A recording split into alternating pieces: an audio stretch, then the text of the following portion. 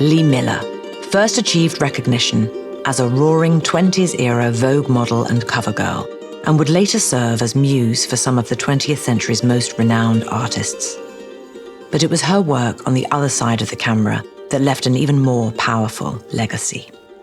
A unique photographer with a very distinct surrealist style, Lee Miller shot memorable portraits featuring many iconic figures of her time, from Marlene Dietrich and Charlie Chaplin to Salvador Dali and her good friend, Pablo Picasso.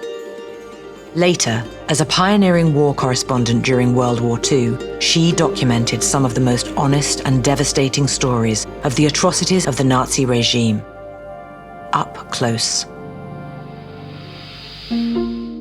After a chance meeting with the publisher Condé Nast in 1927, a then 20-year-old Elizabeth Lee Miller of Poughkeepsie, New York, saw an Art Deco-style version of her face adorn the cover of Vogue magazine.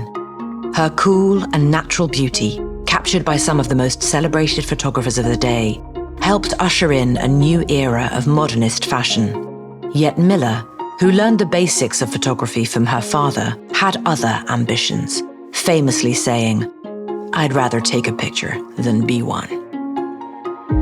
In 1929, she moved to Paris, where she actively sought out leading photographer Man Ray. She became his model, his lover, and collaborator, and developed a signature solarization technique in which light and dark hues are reversed. The two of them long debated exactly which one of them actually invented the technique, with Lee robustly stating that it was her chance shot at a mouse running over her foot in their darkroom that forced her to abruptly reach for the light switch, flooding light into their developing images, which accidentally created this beautiful, ethereal halo effect. While in Paris, she also worked as a solo photographer, creating her own work.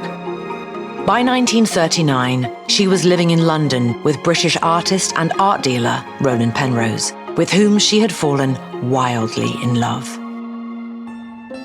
Miller began working as a photographer for British Vogue, chronicling the impact of the Blitz on the home front for female readers. She became one of the very few women to earn accreditation as an official war correspondent. After spending so much time in her young life being viewed through a lens, as a now middle-aged woman, she embarked on a courageous voyage to the front line in order to use her lens and her desire to seek the truth, to bear witness and see others. She captured indelible images of the aftermath of D-Day and the liberation of Paris. As one of the very first photographers to enter the concentration camps after the liberation, Lee Miller courageously captured stark, confronting images of what had happened under Hitler's regime and giving us some of the first ever images of the true horrors of the Holocaust.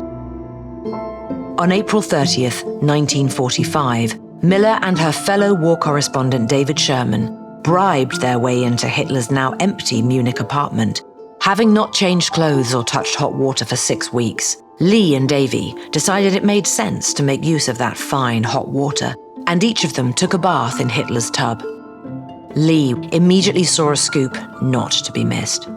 A now iconic photograph of a naked, posing Lee Miller, taken by Sherman, shows this formidable woman in Hitler's bathtub.